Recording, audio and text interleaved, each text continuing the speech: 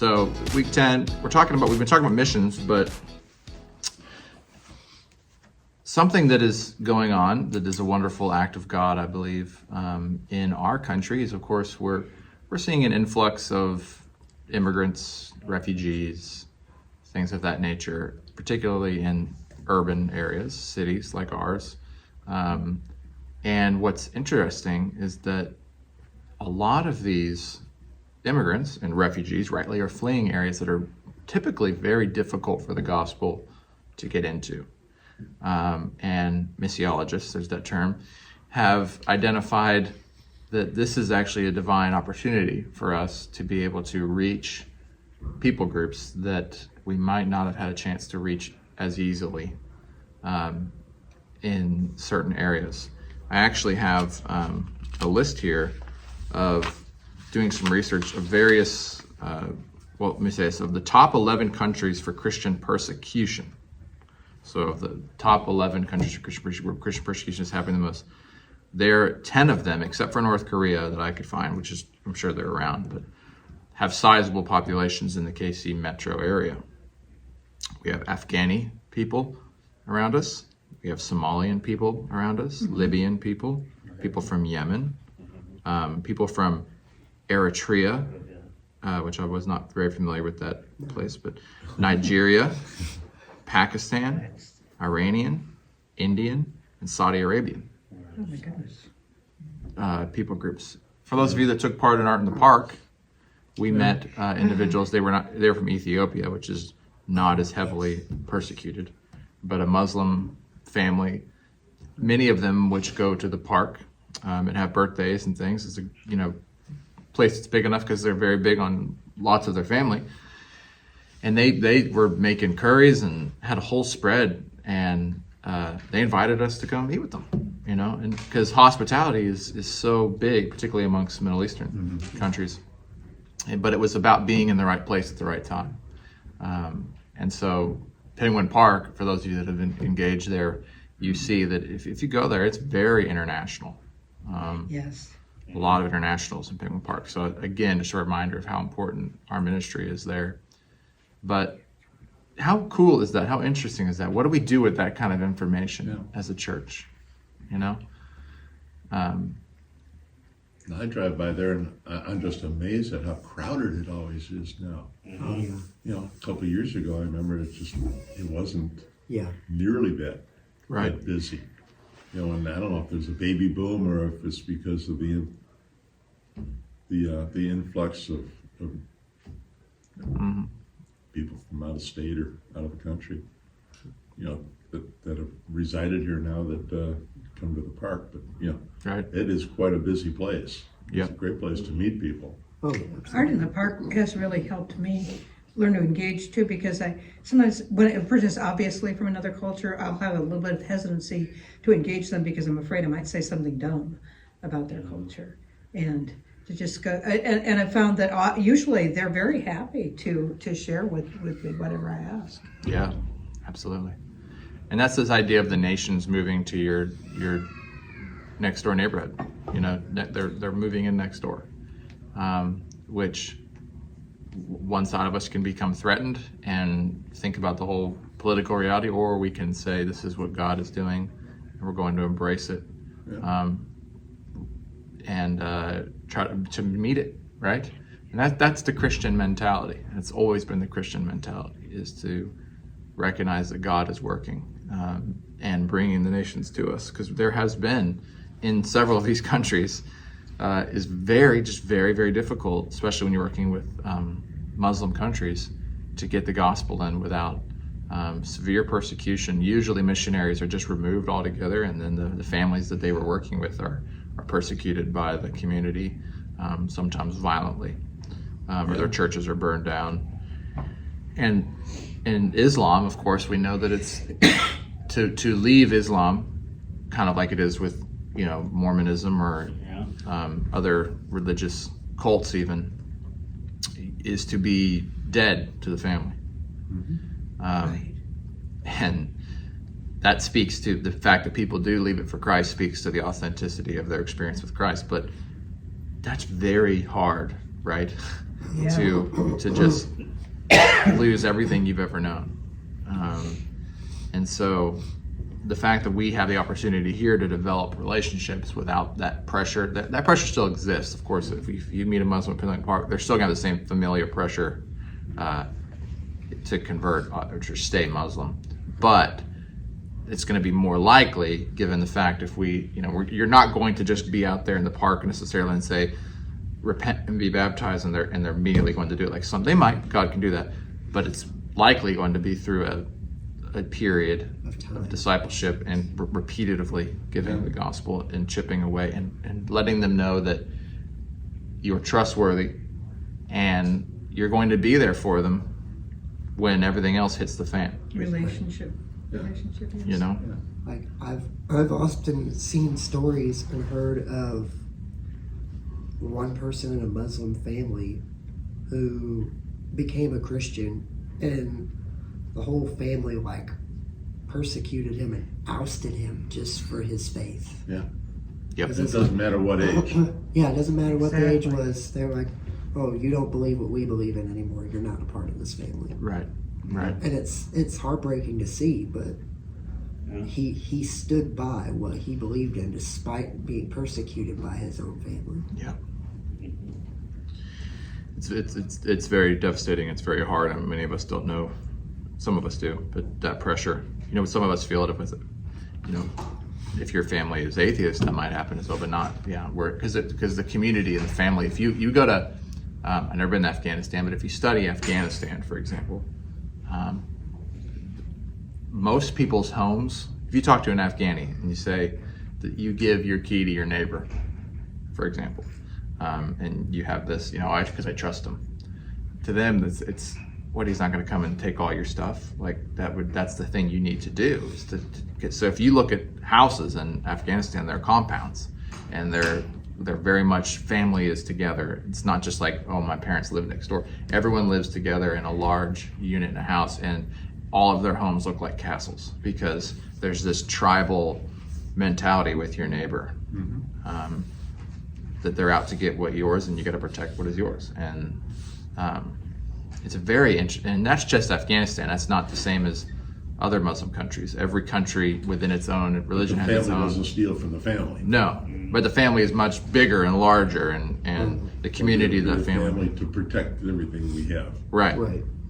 And you see that even with some of the Mormons in that sense. There's kind of a mob mentality that religion can give, and so therefore, if you leave that, you have nothing.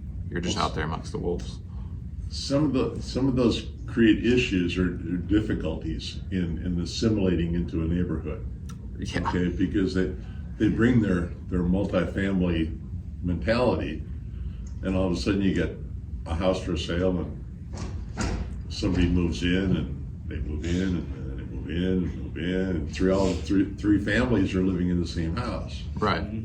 Right. And they got 4 cars parked in on the grass in the front, and the whole neighborhood goes, what just happened? Right. Right. It's very different for us. Under the townhomes that we lived in when we first moved here, a vast majority of them were Afghani, Pakistani individuals. Mm-hmm. And so they all, but that what we say is, wow, okay, here there's a community here that we need to be praying about and thinking about and learning about. There's actually one of the best Muslim training ministries in the EPC right now is done in Deerfield, Michigan. Dearborn. What's that? Dearborn, Michigan. Fellow Michigan That's there. definitely Muslim. Yeah. And it's highly, because a lot of them came to work in the Ford factory. And so, but now we're sending Michigan missionaries to reach Muslims there, and you can really get a full Muslim experience by going there. And so it's some people refer to it as lost, but it's a mission field. It's a mission field, yeah. And so there, in one of our, we have a close missionary who takes groups there to try to reach them. So these things are happening, and they're around us, but it's not just Muslim, of course. Just down the street, by New Kingdom Restoration Church, is one of churches, Pastor Dean. Right by his church is a Buddhist temple, large Buddhist temple, like a compound, and they are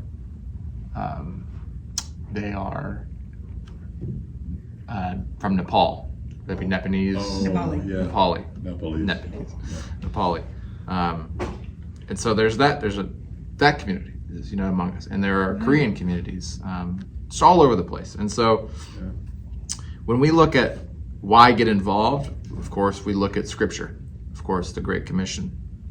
We're called to the nations, and we're called to disciple the nations that are even next door to us. But we're not to do it alone. We are told that we'll be empowered by the Spirit. Acts chapter 1, but you'll receive power when the Holy Spirit has come upon you. You'll be my witnesses in Jerusalem and Judea and Samaria to all people. And then, of course, for today's purposes, Luke chapter 10, the parable of the Good Samaritan. Jesus explained what it means to love the Lord your God with all your heart and your neighbor as yourself. And you remember Jesus is asked, who's my neighbor, Jesus? And Jesus, after telling the story, he tells, in response to that question of who is my neighbor, he gives the Good Samaritan story. And Jesus asks, which of these three do you think proved to be a neighbor to the man who fell among the robbers? And it was the Samaritan. It was the one who gave sacrificially his time, his resources to help someone completely different than himself. And Jesus says that we are to go and do likewise, like the Samaritan. So, our ministry to internationals here in our community serves as an indicator of what our ministry might look like there. And we've talked about that. If we can't serve faithfully in our own backyard, how are we to serve faithfully in another country, right? Where the stakes might be higher, the language, culture divide is higher. So we very much have a training ground here, and not just with internationals, but with, if you're not able to share with people that are like you, speak the same language, same culture, what makes us think that we will be faithful when the stakes are higher again? Now it's a good question, because it is true that sometimes it is easier to share with someone completely different than you than it is with our own family, right? Or someone that we might know or go to the store with. Why do you think that is? Sometimes, maybe you don't feel that way, but Well, because with my family or close friends, I continue to care about what they think about me. We have an ongoing relationship, and if I'm real honest, I too often fear losing that or damaging them somewhat. Or with a new person, I don't have the investment, so the stakes don't seem as high. yeah. It's an old saying that says, familiarity breeds contempt. And I don't know where it came from, but it rings around in my head sometimes, but I think it applies, to answer your question. Sometimes our family is the most difficult to ever talk to, and I know before my parents were, before they died, this subject would come up from time to time about secrets in the family. And every family's got them, but they still don't talk about them. They have the secrets, and they'll tell you that there's a secret, not now, well, you don't need to know all the details and all that, but it'd be interesting if they would just share, Right. We're all humans, come on, if it happened, let us know, fill us in. We talk about that today in worship, because our passage is Romans 12, verse 9, which says, let your love be genuine, sincere. And we all tend to, in our families, we wear masks and personas, play parts. Well, my case in point is, I got married, once upon a time, and the marriage was it broke up in 4 months later, whatever. Anyway, but it was a first time experience, And it turned out my wife kind of had a similar one, where, in the first year, her marriage dissolved. her husband went kind of bonkers and started playing with, guns in the house and stuff like that, and it just scared the daylights out of her, because he was going to transcendental meditation and all that, like all of a sudden that was coming about back in the early 70s. And, so she had a first-time experience. Well, anyway, we met in 76 and got married in 77. And as far as my two daughters knew, this is life. And we waited until they were 16 and 13, I think it was, before we told them that we had each been married before. And they just were shocked. Sure. Absolutely just confounded shocked. And we told them, we went out to eat at a restaurant. Okay, Olive Garden was our place to go for anything important family-wise. And so we said, well, we're going to Olive Garden. And there was no questions about why. I was just looking forward to it, because they liked it. And we said, well, we have something we want to share with you guys. We think you're old enough to be able to handle it. But Mom and I have been married before. And they go, oh, huh? Sure. Huh? Huh? Well, who do we belong to? Sure. Yeah. It's very tricky. It was so funny, what their reaction was, but what their questions were. We said, well, Phil, ask any question you want. And so, do we have any brothers and sisters, step brothers and sisters like that? Is there people we're supposed to know? Are there other family members, extended family? How far does this thing go? And they're all fair questions to ask. But it's letting the cat out of the bag and exposing truth. Right. Yeah. I found out earlier than you that my mom and dad were married before. Yeah. Because my mom was married twice before my dad. And my dad was married once.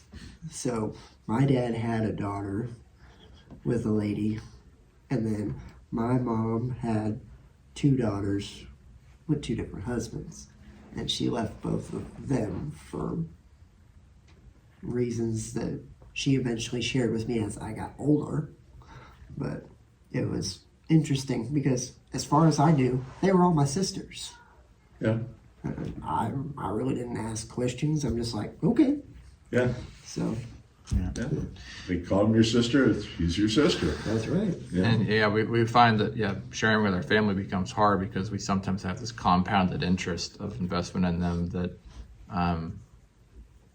could be to some level what we want them to understand about us. We want them to see us as, and sometimes sharing our testimony, sharing the faith with them might put that in jeopardy, and that makes us afraid. But really, as you probably felt, there's a release. The truth comes out. It's like, all right, here it is. And then you can finally move forward when people are willing to be like, everything's on the table.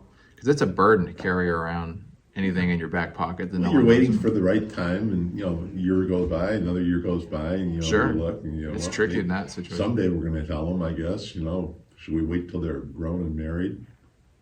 That's silly. Right. That happens with divorces too. That's insulting. Yes. Yeah.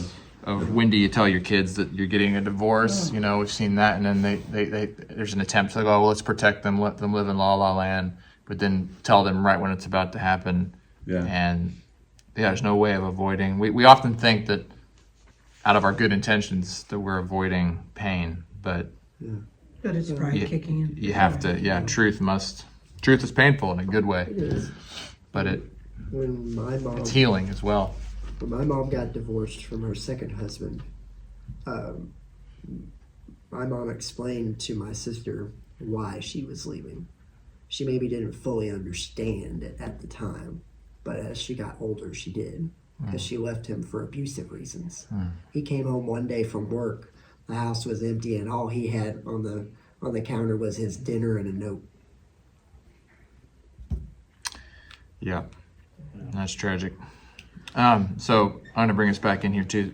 Yeah. we need to think, and I know, we're a small group, right? And this can be an overwhelming reality, but it's something for us to be thinking about and praying about, and we're slowly, as GlenHaven grows, we're getting our gospel hands into these areas, especially with the park.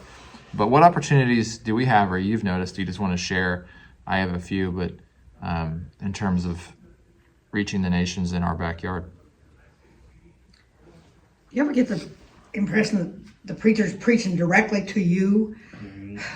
I am hugely convicted as we talk about this. I have had neighbors I know to be Bosnian for 3 years now. Yeah. And we have exchanged greetings. I took them some pot holders one time, and I have known God wants me to go deeper with them. Folks, I am making myself accountable to you this summer. In the next few months, I am going to get to know Halil and Shavalia in whatever way they will allow, and ask God to use it. Get a good book on Bosnia. There you go. Okay, yeah. I'm asking the same thing in return because I have a neighbor who lives across the street, veteran. And I'm asking to hold me accountable because I'm trying to find a window of opportunity to go over and strike up a conversation with him, because every encounter him and I have had has not been a good one. Because it's either been him complaining about something in my yard that I need to pick up, or you can't park there, or something of that sort. So I'm trying to figure out a way to just go over there while he's out doing his yard work, to go over and be like, hey, my name is so-and-so. Yeah. Wonderful. Be careful too. You never know if you're dealing with someone with PTSD or something violent. Because he does have a lot of no trespassing signs on his property. Okay. That's a tricky one. But yeah, when he's doing something outside is good. It's scary, because I was thinking about just where our country's at. We're all kind of on edge and jumpy, it seems. And even with this boy getting shot, it's like, man, we've been it's tragedy, but it's like you never know if people are jumpy. You come to your door, we're doing pray and go, where are people at? Oh, yeah. First pray and go. It's Somebody called us out. Yeah, you don't know who's gonna shoot at you. Really, honestly, maybe it's liable to happen. I'm not aware of a boy being shot. Yeah, there was a Nearby? yeah, just up on North Oak. Well, further north across 152 in the Staley area. The kid went to the door to pick up his younger siblings. It was one of those where there's a street and a terrace. He went to the terrace by mistake. He knocked on the door. Apparently this guy had lots of guns and was sort of on edge, and he came to the door and shot him. He was not dead. He's out of the hospital, but it's creating all kinds of movements across the nation now. Because the kid was black and the other individual was white. The shooter was white. But just a jumpy. Yeah. Yeah. But that's happening a lot. There's several stories where that's happened recently in the news. So yeah, people are on edge. Oh, yeah. So anyway, so other opportunities we have, to think about. International students, universities bring huge opportunities to reach the nations. Of course, connecting it with embassies, which we have, I think, about 6 in Kansas City, Mo, that I counted. Really? Yeah, most of them are not from this list of nations, but Swiss, German, Mexico, Canadian, of course. Immigrant workers, of course, chances to meet people who are from other nations. One that I've actually found and heard, I have not done it, but I've heard it's true and seen other people do it, is that if you go grocery shopping after 10 p.m., you'll run into a lot of international people. They do their grocery shopping at night. So there are some people that, if you feel, I don't know why exactly that is. I asked someone who was Muslim why that was, and they gave me an answer, and I cannot remember it, but it's it is a higher percentage that you'll run into internationals. So consider what God might do. Consider the possibilities of living out Christian hospitality to people from other countries. And so hospitality is one of the key ways of reaching other nations, reaching other countries. And it's not something that we're, as Americans, we're actually probably the worst at, because, not that we're not kind, but we tend to be very individualistic, kind of keep to our own. Someone said that missions, we stopped reaching our neighbors when we got garages, because everybody just get off at 5, they come home, the car goes in, and you never see them. I remember growing up, even in Paola, we were on a street, and I never saw my neighbors. I was talking to my family, we never saw them. The houses were always dark, and they were there somewhere, but people are so isolated and individualistic, which, something I love, I had relatives who lived in Philadelphia, and everybody had a stoop. They had a stoop, and they'd sit outside, just sit on their stoop and say hello. And there's actually been there's been a cool ministry that I got The from old Paul. Stones. Yeah. And I think of Stoop Man from Hey Arnold. But that's, some of our middle class nature is a lot more individualized. But when you get maybe into a different kind of neighborhoods, people are outside more, especially when it's hot. They're hanging out more. And actually, there was a cool ministry that I've come into, haven't been able a chance to be a part of it yet, but it sounds really interesting, from Paul Johnston, Pastor Paul at Gladstone Helps, where basically it's grilling in the streets or something, but they go in the neighborhoods and they roll out grills and just start cooking up hot dogs and hamburgers, and it brings everybody from the community out. You got to get that smoker out. Yeah, you get a grill out or a smoker, and you start giving out. Attract people like flies. Yeah. Right. Obviously, if you're in a Muslim, make sure it's beef, not pork. But when you mention neighbor, I always think of that one show I watched as a kid, Home Improvement. Yeah. The neighbor next door, you only see like this part of his face. Right, exactly. But the conversations they would have, I'm just like, why can't we be like that with our neighbors? Why does there have to be that fence? Right. And so this is just helpful for you. I'm trying to entice something in your thinking about how we just, Jesus said he calls us as you are going to be with him and to follow him. And so the best way is, we've talked about evangelism, not just internationals, but to anybody, is to have some kind of built into your routine, way that you're thinking, right? Because it has to start in our brains first. We say, today, and I remember having to do this many times. I pray, God, set up a divine opportunity or appointment in my path. I'm just going to go about my day. I'm doing my thing. I'm not going to go knocking on doors. But God, I want to be willing and ready to meet whoever the Ethiopian eunuch today. And often God does that if you keep your eyes open. So some things to consider: prioritize regularity. I know someone who's, if you're big on safety, maybe they don't say this, or you're single and by yourself, you don't want to be too consistent unless someone is maybe trying to harm you. But prioritizing some kind of regularity, it's like going to the same person to get your hair cut, and maybe looking for a place that has haircut that might, if you're interested in international, someone who is an international or a minority group or something who does haircuts. Going to the same checkout line, same person at the grocer. It's very easy now, for my generation at least, we love the self-checkout. The older generation hates it because, so sad about millennials is we don't want to meet anybody. I'm not talking about me. I'm speaking generally of my. Yeah. We've seen this, right? We don't want to run into people, but that's part of what we need to be doing. Is we're losing human to human contact as we begin to make more things AI and automated. Even at McDonald's, right? You can't even talk to anybody anymore. Talk to anybody at the cash register. No, it's just self-checkout. It's impossible. You want to go and order a cup of coffee? They go, I said, can you get me a cup of coffee? He goes, no, the machine's right over there. You have to. Right. Like, That's why I like the one that we go to, because there's one close by our house. You have the option to go up to the cashier and order it, or you can go to the little machine. It's old fashioned. I'm old fashioned. I like the person to person interaction with the grocery store, at a restaurant, fast food, whatever. I want that interaction with somebody, so I can be like, because if they ask me how I'm doing, I can tell them, and then I can encourage them, maybe make their day a little easier. Yeah. Right. Why did I never think of this? I do prefer the self-check at Price Chopper, but I always mess up.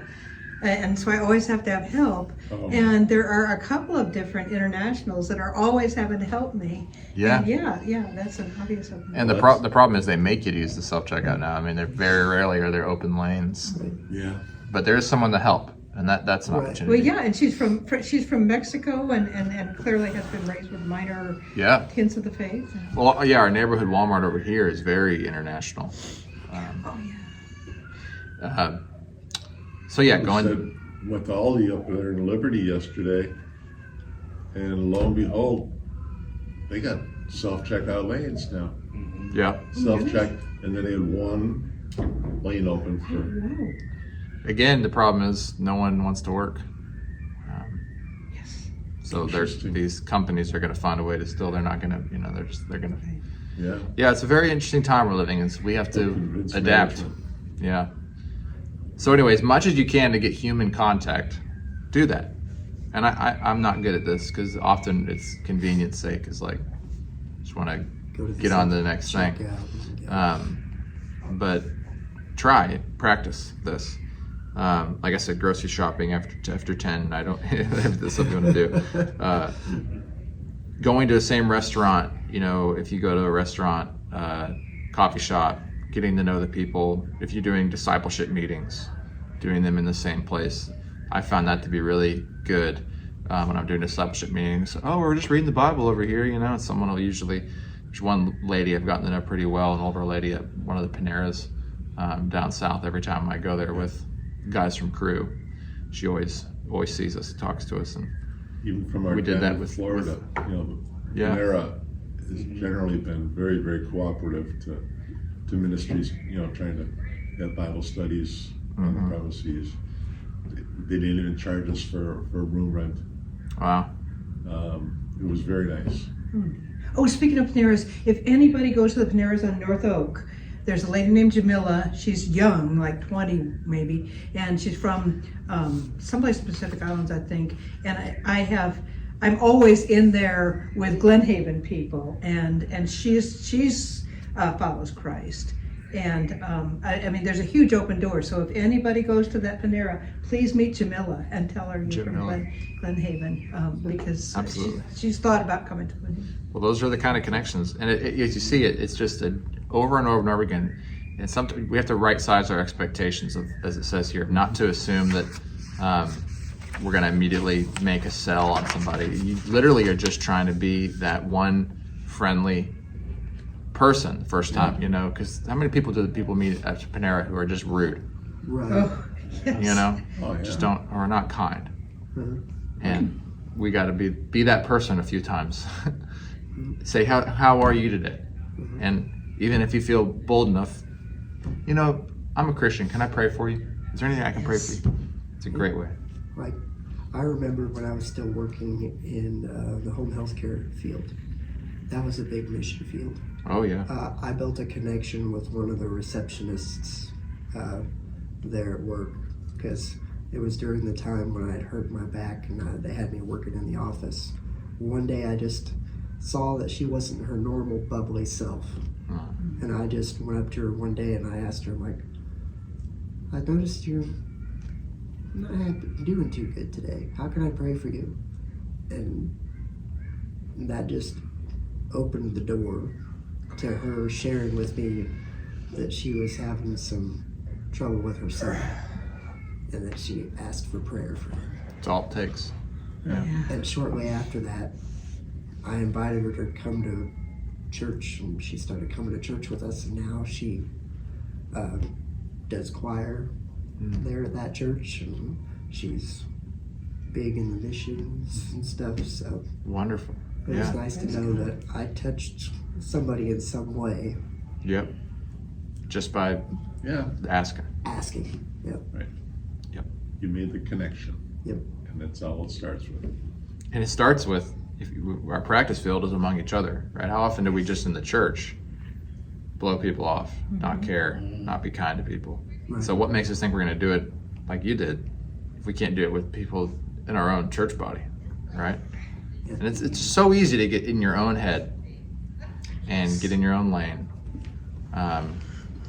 So this is just hopefully today this lesson is just a good jolt for us. We need to keep coming back to of just pay attention. You know what I mean? Be human. And I'm very much a person who gets in their own head and just kind of, and I think, Jamie will say it's because I'm a man, but just, and sometimes it is not intended, right? It's just, I have a mission and something I have on my mind. I go into the grocery store and I'm not there to dilly-dally. I'm there to get the bread and get home. Right. Oh, yeah. I mean, you should have seen it yesterday. I had all 4 kids with me yesterday at Walmart. I'm like, I have this mission, right, and I'm going to see it through, even despite one trying to have a meltdown and the others are trying. Right. Like, Oh yeah, get my y'all are the attention. hunters and we're the gatherers, right? And that's okay. Like I said, right? That your mission and that you're doing good by taking care of your kids and stuff. So this isn't a reason to like guilt anybody, Right. but it is an opportunity, just especially for those of us who feel like I just never feel like I don't go to the mission field, I don't get involved. It's helping people, everyday people like you and I, to just see that no, there are many more opportunities in front of us than we realize, and particularly for our retired folks in our church, our older folks that Yep. aren't walking in the store, have more time maybe to spend an extra minute or two. Right. Not that parents don't, but Yeah. we're just maybe less on their mind. I don't know. Just other things to think about, are written here. Be open to your faults. Don't act like you're, in your conversation. This is just typical evangelism stuff. Don't talk about overshare about your struggles, but don't act like you're perfect and you're talking down to somebody or something like that. If you're willing to introduce them to your family or church or friends at some point, do that. Like hospitality becomes important. If you can get them to church, or even if this person is open for coffee or whatever it may be, show that you're willing to learn about them and their beliefs and their history. And don't be afraid to talk about Jesus. Let it happen naturally, but do not, don't be afraid to talk about usually your testimony and what God has done for you. And look for those points in their life where they're talking about their suffering and their hurt and how you can offer them the remedy of the gospel. And then beware of long heated debates, where don't try to initially try to beat someone over the head or debate them, or often a debate goes nowhere, but a conversation can, right? And so we all too quickly try to win points on people. We have to be careful not to do that. Of course, just pray for opportunities. Give yourself time. That's the main thing. Give yourself time. Well, you can recognize, where their faith probably came from, same way that everybody else did. Probably from their parents, and they're probably just kind of guided and nurtured, and they don't know anything else other than what they've been kind of told to what to believe. And so, Yep.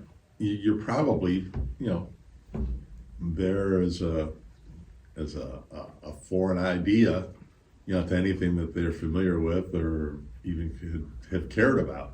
Right. So, you just don't force yourself on them. You find out what they know, and maybe how long they've known that, or how long they've felt this way, or whatever, and you might have an opportunity to tell them how you feel. Mm-hmm. Absolutely. It's great for our perspectives. And then, of course, thinking about how the church can help. And I have CHB, it's Capitol Hill, is where I've taken this from. Ours is GlenHaven. So get to know members of our church that happen to have a different cultural background. We're not incredibly, in terms of internationally, that diverse.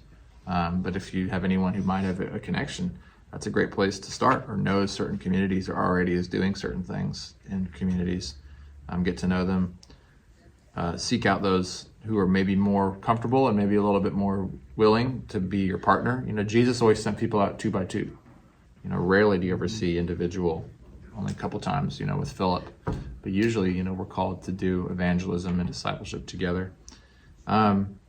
Engaging members of the opposite gender, what is meant by that is that in most like Islam, for example, it would be very inappropriate for a man to begin a relationship, even just a friendly, just getting to anything with a woman in Islam.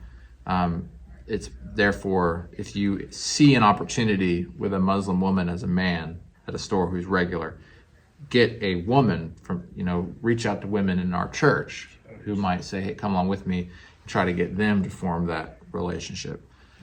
It will go nowhere, and vice versa. Absolutely. You see a man, get a man, because it just culturally will go nowhere and can get you in a lot of trouble. And that would be the same even in most evangelism practices anyway. I would recommend being very careful how we.